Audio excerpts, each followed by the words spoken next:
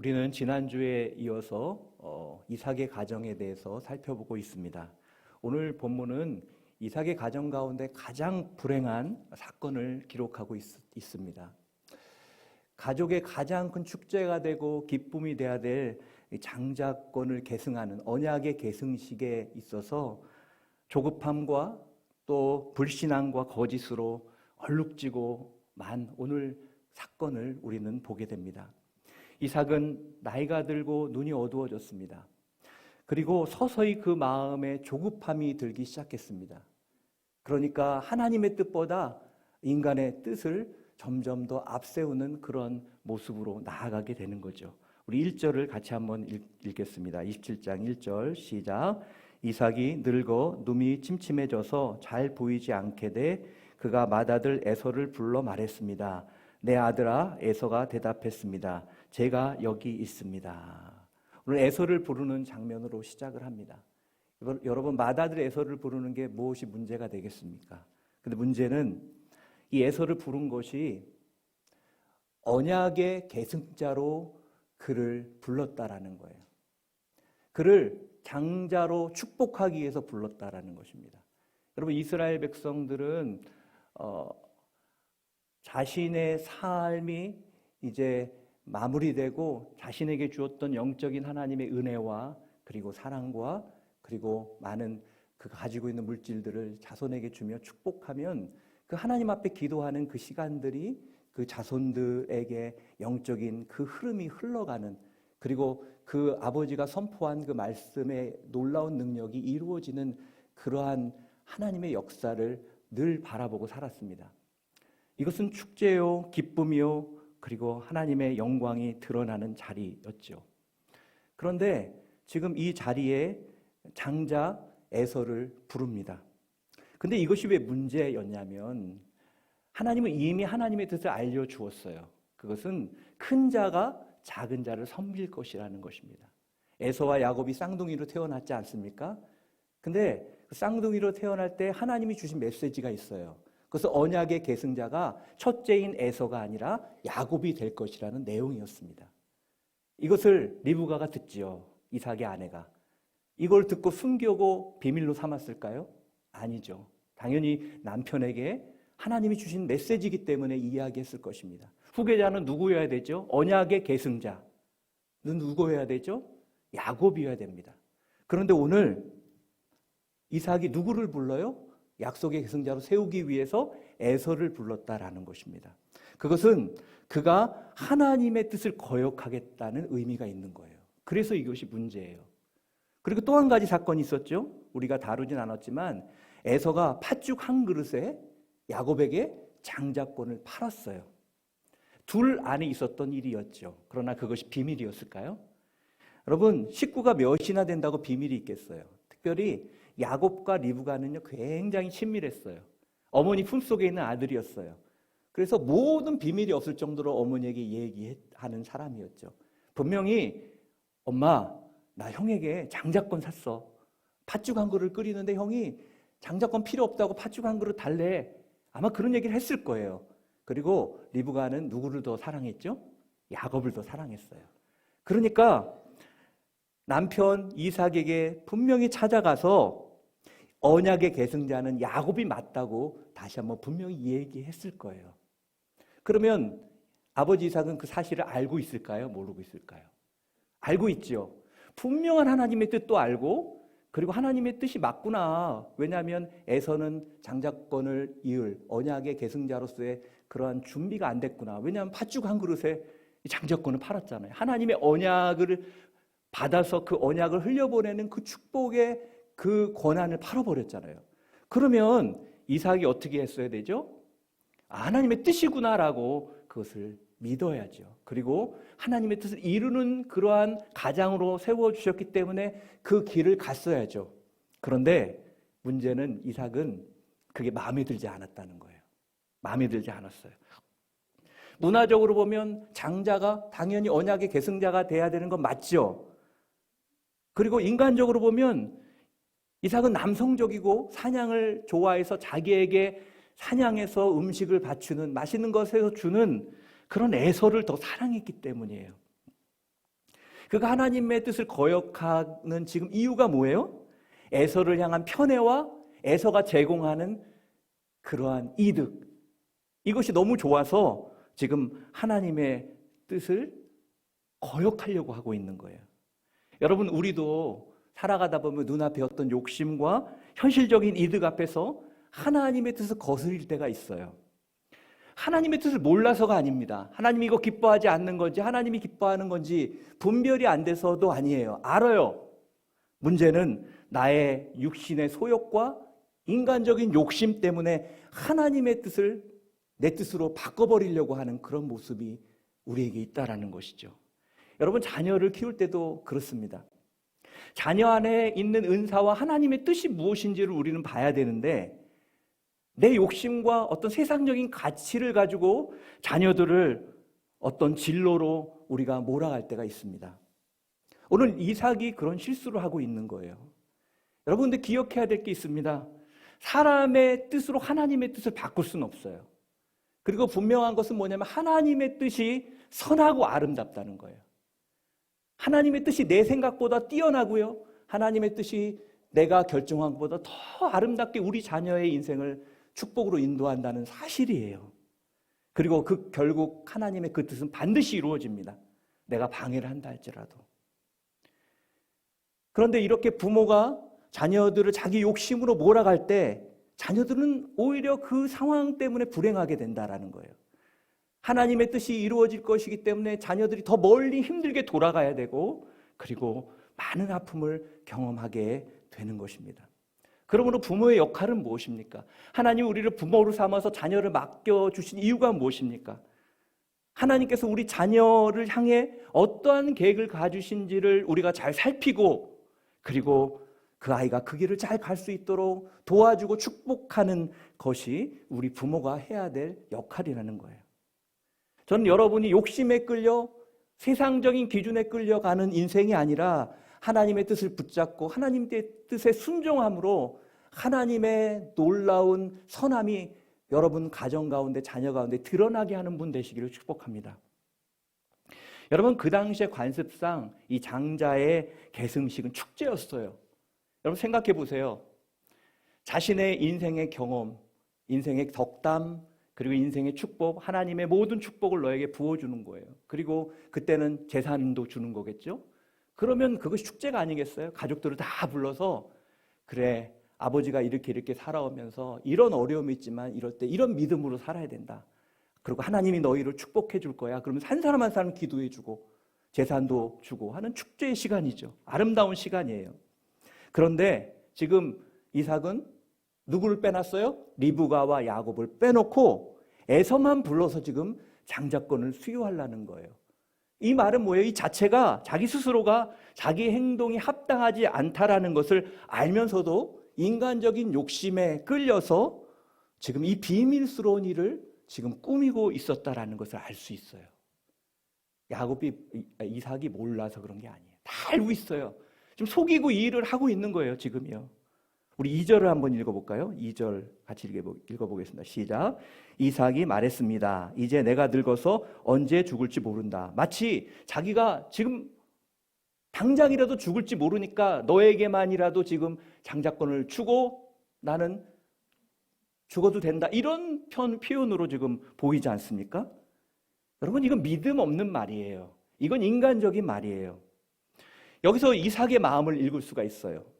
이삭의 마음이 지금 조급하다는 거예요. 왜 조급해요? 여러분, 믿음이 약해지면 사람이 조급해집니다. 그리고 사람이 믿음이 약해지면 조급해지면 어떻게 행동하냐면 하나님의 생각이 아니라 인간적인 행동, 인간적인 어떤 자기의 술수와 고민과 자기의 방법대로 행하게 된다라는 거예요. 이삭은 자기가 늙어서 언제 죽을지 모른다 말합니다. 그런데요, 창세기 26장 34절에 보면은 그때 에서의 나이가 나와요. 에서의 나이가 40세였어요. 그러면 이제 지난주로 한번 돌아가 보면, 여러분, 이삭이 몇 세에 에서와 야곱을 낳았죠? 몇 세에 낳았죠? 기억하세요? 60세. 그리고 지금 36장에서 에서의 나이가 40살이라 그러니까 36장과 37장이 아주 큰 시간 차이가 없다고 본다면 이 내용으로 볼 때는 별로 없는 것 같아요. 그렇게 본다면 지금 이삭의 나이가 몇 세죠? 100세. 100세 죽을 때가 됐네. 이렇게 생각할 수 있죠. 지금으로 보면. 근데 이 당시는요, 오래 살았어요. 오래 살았어요. 이삭이 언제 죽었는지 아세요? 몇 세까지 살았는지 아세요? 180세까지 살았어요. 그러니까 이삭에게 지금 주어진 시간이요, 아직 80년이 남았어요. 우리가 지금 100세 시대면 한 60세 된 거예요. 100세까지 살면. 그러면 여러분, 내가 당장 죽을 것처럼 지금 이렇게 여겨서 아내와 야곱을 속여가면서 이렇게 지금 장자권을 계승하는 그런 시간을 가져야 됐을까요? 아니에요. 지금 그의 마음이 조급하다는 거예요.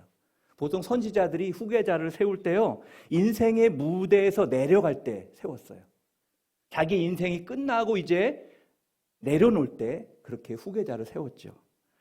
이삭은 눈이 좀 어두워졌지만 그는 식욕이 왕성하고 그리고 여전히 활동할 수 있었다라는 거예요. 그런데 이 조급하게 생각하고 행동하다 보니까 이렇게 실수를 하고 하나님이 원하지 않는 행동을 해서 가정이 어렵게 되는 일을 보게 되는 거죠. 그리고 이삭은 축복하는 과정, 축복하는 방식 면에서도 문제가 있었어요. 우리 3절, 4절 한번 읽어볼까요? 3절, 4절 시작. 그러니 너는 내 무기인 화살통과 활을 갖고 들로 나가서 나를 위해 사냥을 하도록 하여라. 그리고 내가 좋아하는 맛있는 음식을 만들어 가져오너라.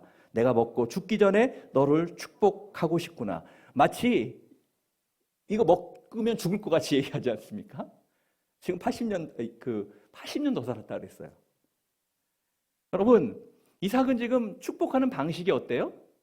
한 가지 조건을 걸죠. 어떤 조건이에요? 너는 가서 사냥을 해갖고 와가지고 내가 좋아하는, 그동안 내가 좋아하는 걸 잘해줬는데 맛있는 그 고기 음식을 해가지고 오면 내가 그걸 실컷 먹고 기분이 너무 좋아서 너에게 모든 축복을 쏟아 부어줄 거야. 이렇게 말하고 있어요. 여러분, 그러나 여기서 축복은요, 하나님이 주신 영적인 그러한 능력, 그 영감과 하나님의 놀라운 은혜를 다음 후계자에게 넘겨주는 거예요. 그러니까 내가 가지고 있던 어떤 영적인 능력과 지혜와 또 물질과 이 모든 것을 다음 사람에게 주기를 결정하고 하나님께 기도하는 자리였다라는 거예요. 하나님께 간구하며 그의 머리에 손을 얹고 기도해 주는 거예요. 너는 이런 사람이 될 것이다. 이렇게 선포하고. 그래서 성경을 보면요, 모세가 여호수아를 후계자로 세울 때 진지하게 그를 축복하며 기도하며 그렇게 세웠어요. 그리고 엘리야가 엘리사를 세울 때도 그렇게 축복하며 후계자를 세웠어요. 근데 어디에도 내가 좋아하는 요리를 해갖고 오면 내가 마음껏 먹고 기분 좋아서 모든 축복을 쏟아 부어주겠다 이렇게 얘기하는 건 하나도 없어요. 여러분, 하나님이 거룩한 자리에 내가 왜 맛있는 걸 실컷 먹고 기분이 좋아서 기분이 나쁘면 축복을 안 하나요? 이런 모습으로 해야 되나요? 여러분, 창세기 25장에 이삭이 에서를 좋아하는 이유에 대해서 이렇게 설명합니다. 그가 고기를 좋아해서라고 말해요. 왜 에서를 좋아했는가? 에서가 사냥을 잘하고 고기를 잘 잡아다 주기 때문에. 오늘도 축복에 앞서 맛있는 고기를 요구한 것은요, 사냥한 고기에 대한 이삭의 요구가요, 단순히요, 어떤 기호나 취미 정도의 수준이 아니었다는 거예요. 그럼 뭐예요? 고기에 대한 그런 어떤 음식에 대한 집착. 그것이 어떻게 보면 자기의 축복을 누구에게 주느냐까지 결정하는 그런 집착이었다는 거예요. 여러분, 음식을 좋아하는 거 좋죠. 요즘 여러분 맛집 많이 찾아다니고 맛집에서 좋은 거 먹는 거 좋잖아요. 그 자체가 나쁜 건 아니에요. 그러나 맛집 아니면 못 먹고 맛집만 가야 되고 음식에 집착하면 거기서부터 문제가 될 수 있는 것이죠. 요한일서 2장 16절에 보면 세상에 있는 모든 것들이 뭐라 그러죠? 육체의 정욕과 안목의 정욕과 이생의 자랑이라 그랬어요. 근데 이 사람은요, 이삭은 육체의 정욕, 즉 음식에 대한, 이 고기에 대한 그런 것에 사로잡혀 있었다라는 거예요. 그렇기 때문에 문제는 그가 축복하는 동기가 너무 세상적이에요. 세속적이에요. 그리고 감각적이라는 거예요. 근데 참 놀라운 것은요, 이 모습이 어떻게 보면 누구하고 참 닮았어요. 누구하고 닮았죠? 에이, 무슨 장자권이 필요해. 내가 배가 고픈데. 이 팥죽이 더 중요하지. 팥죽의 장자권을 팔았던 에서와 너무 비슷해요. 그 아버지의 그 아들이에요. 하나님 앞에 가장 엄숙하고 진지한 일임에도 이삭은 완전히 세상적인 방식으로 지금 축복을 하려고 하고 있었다라는 것입니다.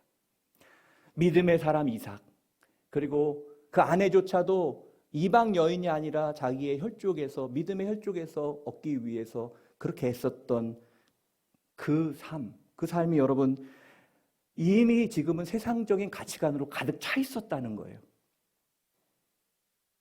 이삭은 자기도 모르는 사이에 가나안 사람들의 세상적인 가치관에 물들어 있었다는 거예요. 이미 다 그는 색깔이 변해 있었다는 거예요. 세상적인 사람이 돼 있었다는 거예요. 하나님을 알지만, 하나님을 믿지만, 여러분 하나님을 알고 믿는다고 해도 우리가 세상적인 가치관, 세계관 속에 충분히 살 수 있어요. 사실은 그건 하나님을 진짜로 깊이 알지 못하는 거죠. 사실은요. 가랑비에 옷이 젖는다고 여러분 아무리 거룩한 사람도 계속해서 세상적인 것들이 내 안에 조금씩 물들기 시작하면, 정신을 차리지 않으면 우리도 모르게 세상의 가치관에 물들 수 있다라는 거예요. 그래서요, 어떤 기독교인 중에 글을 쓰면 이제 밑에다가 댓글을 달잖아요. 그런데 이렇게 이제 성 정체성에 대해서 얘기하는 그런 것들을 보면 가끔 나도 기독교인인데 성 정체성을 자기가 결정하는 게 그것이 뭐가 문제냐? 그거는 개인의 자유가 아니냐? 이렇게 얘기하고 쓴 사람이 있어요. 기독교인이라고 하지 말지. 자기가 기독교인이 된다는 건 무엇인지도 알지 못해요. 성 정체성을 내가 결정하나요? 그러면 내가 태어날 때 결정해야죠. 하나님의 건 질서예요. 그런 것처럼 내 생각, 내 취향이라는 이름으로 내 안에 어느 순간 들어와서 내 취향이 된 거예요. 들어와서 이게 우리의 신앙을 나중에는 다 잡아먹어 버리는 거예요. 내가 신앙이 있는 것 같은데 결정하고 어떤 일을 할 때마다 보면 신앙이 없는 사람이 되어버려 있는 거죠. 안타까운 사실은 이삭은 가정의 영적 리더로 정말 그 앞에 하나님 전심으로 바라보며 그리고 자녀들을 진실한 삶으로 양육해야 됨에도 불구하고 세속적이고 거짓된 인생으로 살아감으로 가정의 본이 되지 못했다라는 거예요. 이거를 보고 자란 에서가 어떻게 하겠어요? 아버지랑 똑같이 한 거예요. 팥죽 한 거 그냥 팔아버린 거예요. 그게 평소의 모습 가운데 그가 경험했던, 보았던 모습이었다는 거예요. 여러분, 이삭의 가정이 선택된 가정임에도 불구하고 이렇게 상처받고 무너진 데는 아버지 이삭이 가졌던 거짓되고 세속적인 그런 삶이 있었다라는 것입니다. 믿음의 가정 안에서 혼란과 무질서가 일어날 때 그 일차적인 책임이요, 사실 가장에게 있다는 거예요. 부모에게 있다라는 것입니다. 그래서 아버지가, 엄마가 믿음 안에 올바르지 않으면 그 가정은요, 영적으로 무너지게 되어 있어요. 참 부담되는 말이에요, 사실은요. 저도 부모지만. 어려운 이야기예요. 제가 전에 한번 얘기한 것 같기도 하지만, 다시 제가 이게 너무 인상에 남고 참 마음 아픈 이야기라서 남아있어요. 제가 대학원 다닐 때 상담 과목이 있는데 그 과목에서 과제 하나가 뭐냐면 교도소에 가서 교도소에 있는 분들하고 상담을 하는 거예요. 그래서 많은 분들이 갔어요. 근데 어떤 여전도사님이 가서 만난 청년인데 아무 얘기도 하지 않는데요. 여러 가지 물어봐도 얘기는 안 하고, 근데 인상이 굉장히 이렇게 좀 얼굴이 굳어 있대요. 그리고 아무리 얘기해도 안 돼서 그냥 마지막에 기도를 해주고 왔대요. 마음을 위로해 달라고, 하나님 불쌍히 여겨달라고. 그리고 나오는데 갑자기 펑펑 울면서 자기 얘기를 잠깐만 좀 더 얘기하면 안 되겠냐고 자기 얘기를 하더래요. 근데 이 사정이 보면 너무나 안타까워요. 지금 이 감옥에 있는 청년이 고등학교 때 학생회장 했던 그런 친구였어요. 신앙이 굉장히 좋은 친구였어요. 그 부모님은, 아버님은 교회 중직자였어요. 그래서 열심히 신앙생활하고 하나님을 섬기는 것이 최고의 인생의 중요한 가치라고 생각하고 자랐어요. 근데 고3이 되니까 3월쯤 되더니 부모님이 부르시더래요. 그러더니, 야, 하나님도 좋지만 너 너무 열심히 하나님 믿고 교회 나가는 거 아니냐? 지금 고3이니까 1년만 좀 쉬고 공부하고 대학 가서 갔으면 좋겠다 이러는 거예요. 근데 얘는 이해가 안 되는 거죠. 왜냐면 최고의 가치, 가장 우선순위가 하나님이잖아요. 그가 그렇게 배웠어요. 그래서 그 말에 순종할 수 없었어요. 몰래, 부모님 몰래 교회에 오고 활동하는데 들켜가지고 매도 맞고 나중에 교회를 못 가게 됐어요. 그러고 나서 얘가 공부해가지고 원하는 대학에 갔어요. 거기까지는 하나님께 감사하고 축복이라고 생각했겠죠, 부모님이. 근데 뭐냐면 그 신앙의 가치관이 완전히 흐트러지기 시작하니까 대학교 가니까 어때요? 친구들, 선배들 뭐 되게 넓잖아요. 술도 마시고 어울리고 그러다 보니까 왜 내가 모르는 이런 세상이 있었네? 신앙이 무너진 상태이기 때문에 거기에 빨려 들어가 버리는 거예요. 계속 같이 어울리고 술 마시고 그러다가요. 술집에서 시비가 붙어가지고 때렸는데 죽은 거예요. 과실치사로 여기 들어와 있는 거예요. 엉엉 걔가 우는 거예요. 여러분 얼마나 비극적인 일입니까? 제가 이게 너무 각인돼서 남아있어요. 우리의 부모가 신앙에 대한 부분들을 우리가 삶으로 보여주지 않는다면 우리가 그 원칙을 말로만 하는 것이 아니라 우리가 삶으로 그것을 아이들에게 이야기하고 살게 하지 않으면 우리가 그때그때마다 우리의 신앙이 바뀌게 된다면 우리 아이들은 이렇게 무너질 수 있다는 거예요.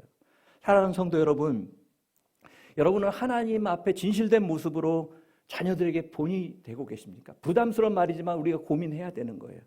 혹시 자신은 세상적인 가치관에 살면서 야 너는 믿음 생활 잘해야 돼? 너는 예수 잘 믿어야 돼? 혹시 그렇게 말하고 있지는 않습니까? 저는 여러분의 삶이 정말 가식적인 삶이 아니라 하나님 안에 본이 되는 그런 삶이 되기를 바랍니다. 여러분 그것은 과거형이 아니에요. 과거에 내가 그렇게 했다 하더라도 이전 것은 지나간 거예요. 오늘 내가 결단하고 새롭게 사는 거예요. 오늘 내가 우리 자녀에게 그 전에 보여주지 못해도 삶이 있다면 그렇게 살아내는 걸 보여주는 거예요. 하나님은 그걸 원하는 거예요. 이삭은 모든 일이 자기 뜻대로 될 거라고 생각했어요. 에서도 마찬가지예요. 에서는 속으로 이렇게 생각했을 거예요. 야곱이 참 머리를 잘 부리고 똑똑한 것 같은데 결국은 넌 어리석어. 왜냐하면 아버지가 내 편이거든. 그리고 지금 나에게 아버지가 이 축복권을 주려고 하거든. 그러면서 그는 신이 나서 밖으로 사냥하러 나갔어요. 여기서 에서의 모습도 굉장히 거짓되고 이중적인 모습이죠. 그는 장자권을 분명히 팥죽 한 그릇에 팔았어요. 그 정도로 가치로 여겼어요. 그러면 아버지가 이런 얘기하면 아버지 죄송한데요. 제가 동생에게 이 팥죽에 장자권을 판 일이 있었는데 이런 정도는 얘기를 했어야죠. 그런데 그는 아무 얘기하지 않아요. 모두를 속인 채 축복을 차지하기 위해서 사냥하러 그는 간 것입니다. 물론 사실 축복 자체가 이걸 뭘 사고 팔 수 있는 부분은 아니지만 사실 이런 고백을 했었어야죠. 자기가 연약했던 고백을 했었어야죠. 그렇게 장자권을 우습게 여겼던 에서, 영적인 가치를 소홀히 했던 이 에서가 여러분 축복을 받았을까요? 그의 뜻대로 됐을까요? 우리 본문 넘어가 봐서 33절하고 34절을 한번 읽어보겠습니다.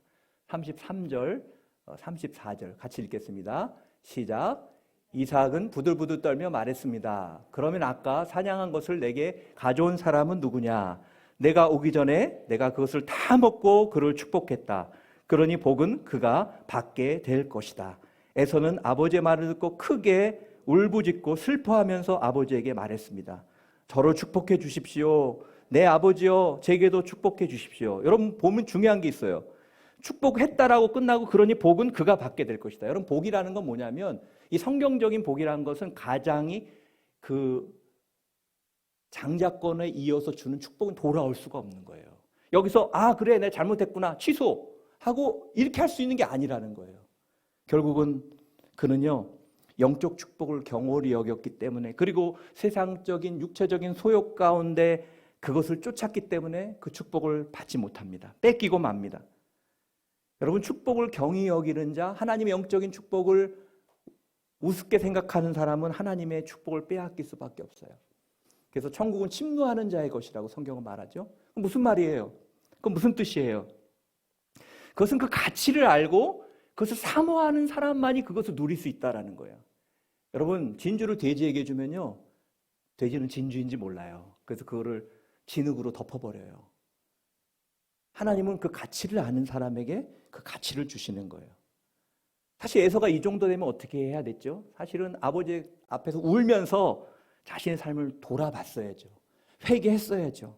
하나님께 돌아왔어야 되죠. 그러면 그가 언약의 대를 잊지는 않았다 할지라도 저는 그가 하나님이 축복해 주셔서 굉장히 축복된 인생이 되었을 거라고 믿습니다. 그런데 돌이키지 않습니다. 오히려 어떻게 해요? 야곱에게 분노를 합니다. 이 야곱에게 분노를 할 일이에요? 이 야곱에게 분노를 하고 그리고 그를 죽일 것을 결심해요. 여러분, 근데 이것이요, 망하는 인생의 패턴입니다. 망하는 인생은 뭐가 잘못되는지를 못 봐요. 그리고 오히려 반대 방향으로 가요. 야고보서 1장 20절은 이렇게 이야기합니다. 같이 한번 읽어볼까요? 야고보서 1장 20절 시작. 사람이 성내는 것이 하나님의 의를 이루지 못함이라. 분노한다고 뭔가 하나님의 뜻은 이루어지지 않아요. 분노가 아니라 회개할 때 하나님의 역사가 나타나는 거예요. 우리 사도행전 3장 19절을 같이 읽어보겠습니다. 시작. 그러므로 너희가 회개하고 돌이켜 너희 죄 없이함을 받으라. 이같이 하면 새롭게 되는 날이 주 앞으로부터 이를 것이다. 새롭게 될 수 있다라는 거예요. 우리가 실수하고 잘못할 수 있죠. 우린 그런 존재예요. 그런데 회개하면 새로운 기회가 우리에게 주어진다는 거예요. 저는 여러분들이 에서와 같이 고집스럽고 어리석은 인생이 아니라 잘못할 수 있고 무너질 수 있지만 회개함으로 새로운 하나님의 놀라운 은혜를 경험할 수 있기를 바랍니다. 놀라운 사실은요, 지금 이삭과 에서가 소근소근대면서 비밀리하는 이야기를요, 리브가가 다 듣고 있었다라는 거예요. 5절 같이 읽어볼까요? 5절 같이 한번 읽겠습니다. 시작. 그때 마침 리브가가 이삭이 그 아들 에서에게 말하는 것을 들었습니다. 에서가 사냥하러 오려고 들로 나가자. 그때 마침, 이게 참 재밌는 거예요. 그때 그 옆에서 듣고 있었어요. 그리고 극단의 수단이 필요하다고 생각한 거예요, 리브가가. 그리고 야곱을 불러서 거짓과 속임수로 계략을 꾸밉니다. 우리 6절부터 10절까지 한번 읽어보겠습니다. 어떤 계략을 꾸미는지 시작. 리브가가 자기 아들 야곱에게 말했습니다. 내 아버지가 내 형 에서에게 하는 말을 내가 들었는데 사냥을 해다가 맛있는 음식을 만들어 와 나를 이렇게 먹게 하라 하여라. 내가 죽기 전에 여호와 앞에서 너를 축복하겠다고 하시더구나. 그러니 내 아들아, 잘 듣고 내가 시키는 대로 하여라. 가축들이 있는데 가서 좋은 염소 새끼 2마리를 끌고 오너라. 내가 내 아버지를 위해 그가 좋아하는 맛있는 음식을 만들어 주마. 너는 그것을 내 아버지께 갖고 가서 잡수시게 하여라.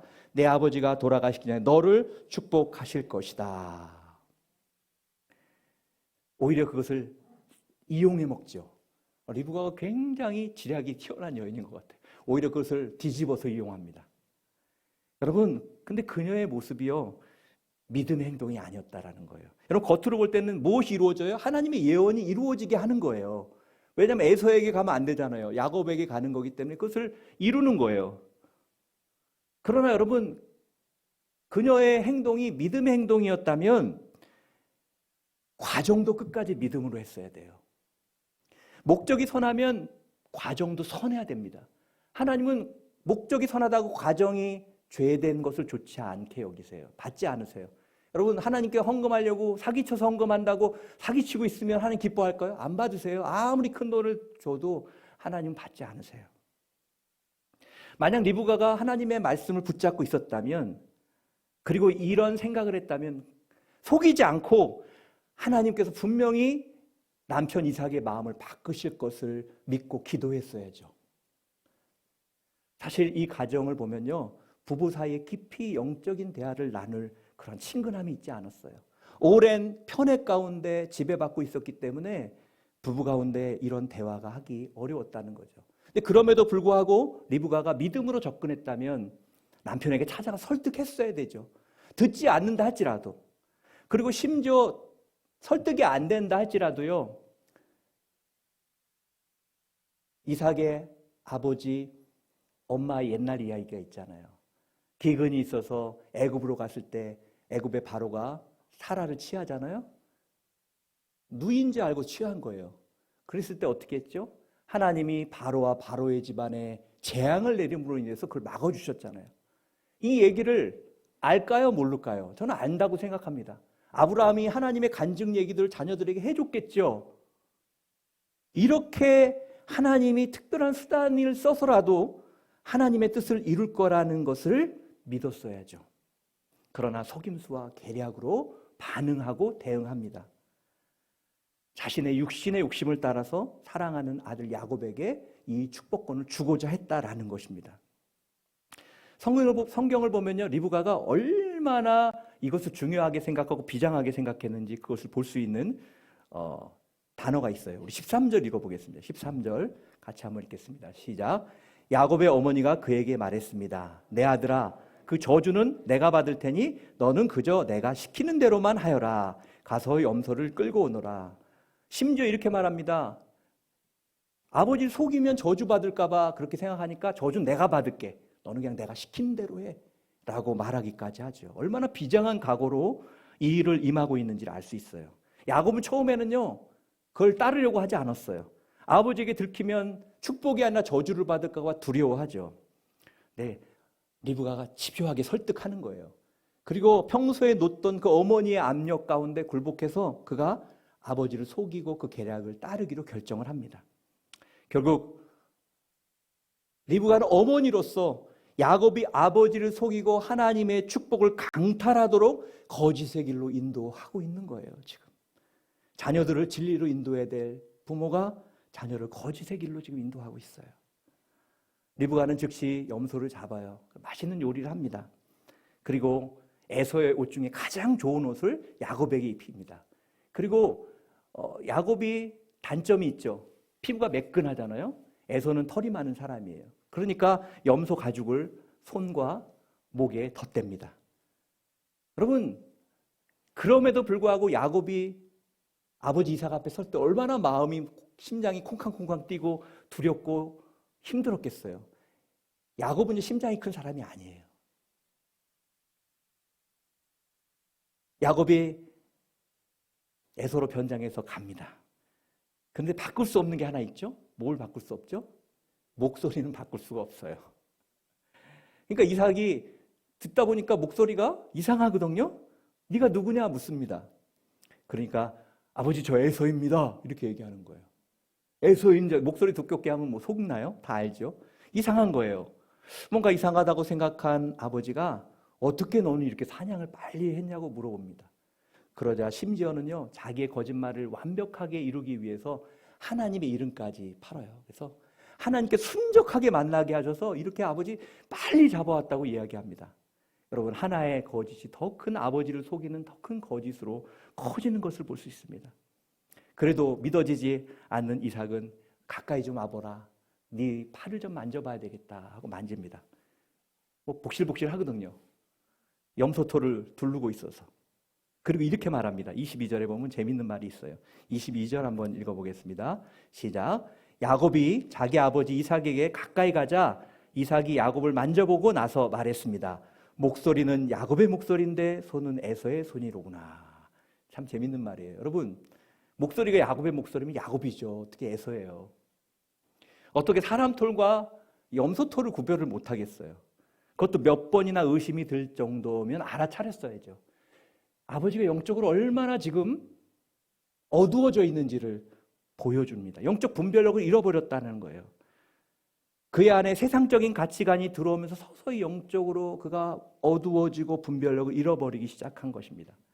이삭이 마지막 한 번 더 묻습니다. 내가 정말 아들 에서냐? 내 아버지 에서입니다. 딱 말을 합니다. 이 짧은 구절에 야곱이요, 하나님 이름까지 들먹이면서 4번이나 지금 아버지를 속여요. 그리고 나서 드디어 언약의 자손으로 축복권을 받게 됩니다. 축복을 받습니다. 리브가와 야곱, 이 거짓된 방법이었지만 그의 계획대로 장자권의 축복을 얻는데 성공했어요. 이건 어떻게 보면요, 하나님의 일이 성취된 거예요. 참 재미있는 사실은 거짓으로 했지만 하나님의 일이 성취된 거예요. 그런데 하나님께서 이 악한 계획을 통해 하나님의 일을 이루어지도록 하셨지만 중요한 것은 그 행동 자체에 대해서 하나님은 인정하지 않으세요. 하나님은 그 행동 자체를 용납하지 않으세요. 축복하지 않으세요. 우리가 때로 이해되지 않는 것 중에 하나가 뭐냐면 하나님은 이처럼 악도 사용하신다는 거예요. 악을 통해 하나님의 일이 이루어지도록 하신다는 거예요. 악한 사람들이 세상에 많습니다. 그들이 술수를 짜고 계획을 짭니다. 그래서 악한 일을 실천합니다.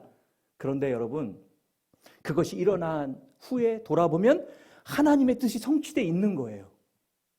이유가 뭘까요? 그것이 하나님이 역사의 주관자라는 사실이기 때문에 그래요.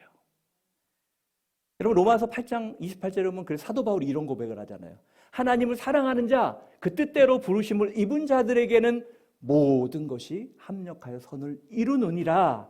여러분, 모든 것이 뭐예요? 거기 안 좋은 일, 악한 자들에게 모든 것이 있지만 하나님을 사랑하는 자 안에서는 그것이 하나님의 뜻을 결국 이루게 되어 있다는 거예요. 하나님은 그것을 악을 선으로 바꾸시는 하나님이라는 거예요. 여러분, 때로는 우리 인생 가운데, 우리 가정 가운데 이렇게 어려운 일이 있지만 하나님은 그것을 통해서 하나님의 일을 이루세요. 하나님은 그것을 변화시켜 주시는 분이세요. 하나님이 이렇게 하나님이 선택한 하나님의 자녀들이 망하도록 두지 않으세요.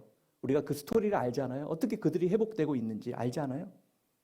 여러분, 세상을 보십시오. 세상을 보면 망하는 것 같아요. 앞뒤 좌우 봐도 악한 자들이 많고 온통 썩었고, 그러나 여러분이 하나님을 예배하는 자리에 있다면 여전히 하나님은 이 땅을 다스리고 주관하시는 분이심을 여러분 믿으실 수 있기를 바랍니다. 그 악은 반드시 하나님 심판하세요. 그리고 그 악을 통해서도 하나님은 선을 이루시는 분이라는 사실을 기억할 필요가 있어요. 만약 리브가와 야곱이 이러한 행동을 하지 않고 믿음으로 기다렸다면 어떻게 됐을까요? 기도하면서. 저는 하나님께서 어떤 기적을 통해서라도 이 예언이 성취될 수 있도록, 야곱이 하나님의 축복을 받을 수 있도록 인도해 주셨을 거라고 믿습니다. 그리고 그것은 모두를 복되게 했을 거예요. 누구도 상처받지 않고 어렵지 않도록. 그러나 거짓되고 악한 방법은 장자의 축복권을 얻은 결과 오히려 모두가 상처를 입게 되는 그런 상황이 발생하는 거죠. 33절 우리 다시 한번 읽어볼까요? 33절 한번 보겠습니다. 시작. 이삭은 부들부들 떨며 말했습니다. 그러면 아까 사냥한 것을 내게 가져온 사람은 누구냐? 내가 오기 전에 내가 그것을 다 먹고 그를 축복했다. 그러니 복은 그가 받게 될 것이다. 여기 보면 뭐라고 말하고 있죠? 부들부들 떨었대요. 얼마나 떨었으면 부들부들 떨었대요. 충격을 받은 거예요. 왜 떨었을까요? 이제야 이삭은 하나님 앞에 진실되지 못하고 자기의 욕망대로 행하려고 했던 그 결과가 얼마나 가정을 비참하게 했는지를 깨닫게 된 거예요. 그 순간. 이렇게 하나님을 뜻을 거슬리는 이 술수와 거짓으로 얼룩진 가정의 결과는요, 비참한 것입니다. 이삭은 하나님의 뜻을 알고도 이 거슬리려고 자신의 욕심 가운데 행했던 이런 일 때문에 야곱은 어떻게 되죠? 멀리 도망가게 되고요. 에서는 어떻게 되죠? 그 마음도 잃어버리게 돼요. 리브가는 어떤 일이 일어납니까? 자기의 말대로 저주받아서요, 남편이 죽을 때까지 남편을 만나지 못해요. 그리고 에서는 더 반항적이고 태속적인 사람으로 변해갔습니다. 야곱은 어떻게 돼요? 형의 살해의 위협 때문에 도망가야 됐고 평생 자기 혼자 자기의 삶을 책임져야 되는 고통스러운 인생으로 가요. 근데 참 재미있는 사실이 있습니다. 지금 축복을 받았잖아요. 축복의 내용은 대단합니다. 근데 지금 축복이에요, 이게? 그 눈앞에 축복이 펼쳐졌습니까? 하나도 없어요. 오히려 축복이 아니라 저주가 임한 것 같아요. 야곱은 이 일 때문에 형에게 살해 위협을 받고 도망가서 평생 고통스러운 인생을 살아요. 아픔을 가지고 살아요. 가정은 이렇게 무너져요. 축복은 어디 갔어요? 그런데요, 놀라운 사실은 하나님이 그 과정을 통해서 야곱이 속이는 자라는 이름이지 않습니까? 과정을 통해서 하나님은요, 야곱을 변화시켜요. 야곱을 만지세요. 야곱이 하나님 앞에 복을 받을 사람이 될 수 있도록 그를 조금씩 변화시켜요. 나중에 간증하죠. 파라오 앞에서, 이집트 왕 앞에서 내가 인생을 살았는데 험한 인생을 살았습니다 라는 고백을 합니다. 그 고백 안에는 내가 그런 인생을 살았지만 하나님이 나를 여기까지 인도해 주셨습니다 라는 고백이 있어요. 그리고 요셉을 통해서 한 가족이 민족이 되는 역사가 나타나지 않습니까? 하나님은 여러분 선한 분이세요. 하나님은 우리의 계획을 뛰어넘는 분이세요. 여러분 인생 가운데 지금 가정이 어그러져 있고 어려운 부분이 있습니까? 여러분 포기하지 마세요. 하나님은요, 우리를 향한, 우리 가족을 향한 놀라운 계획을 가지고 계세요. 우리가 돌이켜 하나님 앞에 서서 우리 가정을 위해서 기도하고 지금이라도 우리 가정을 하나님 손에 맡겨드린다면 하나님은 우리 가정을 하나님의 능력의 가정으로 변화시켜 주실 줄 믿습니다. 그것이 하나님의 은혜라는 거예요. 사랑하는 여러분, 오늘 이 모습을 보십시오. 하나님이 예비한 언약의 가정의 복된 모습과 얼마나 대조가 됩니까? 왜 이런 비극이 찾아왔을까요? 그것은 거룩한 사람이었던 아버지 이삭이 어느 순간부터 세상의 가치에 물들기 시작했을 때부터 진행되었다는 거예요. 그가 하나님께 순종하지 않고 세상적인 욕심과 생각을 가지고 행동하기 시작할 때 생각과 마음이 이제 행동으로 나타나고 가정 안에 그러니까 혼돈과 무질서가 나타나게 된 겁니다. 그래서 여러분, 우리 가정에 혹시 우리도 모르게 세상적인 가치관이 우리 안에 들어와 있는지 살펴야 됩니다. 그리고 돌이켜야 돼요. 또한 우리 가정을 무너지게 하는 거짓이 있지 않는지 우리 자신을 돌아보고 그것을 가지고 하나님께 나아가야 됩니다. 그리고 기도할 때 하나님은 예전 것을 기억하지 않으시고 은혜로운 하나님의 사랑으로 예수 그리스도의 보혈로 우리를 덮어주셔서 우리를 새롭게 하시고 우리의 가정을 새롭게 해 주실 것입니다. 저는 여러분의 가정이 여러 가지 혼성 가운데 지금 있다면 오늘 이 이삭의 가정을 돌아보면서 다시 한번 회복을 소망할 수 있기를 바랍니다. 하나님은 여러분의 가정을 사랑하시고 그리고 우리가 다시 한번 믿음으로 살기로 결정할 때 하나님은 우리의 가정을 회복시켜 주실 것입니다. 저는 여러분의 가정 가운데 놀라운 하나님의 임재와 능력이 날마다 넘치기를 주님의 이름으로 축원합니다. 기도하겠습니다.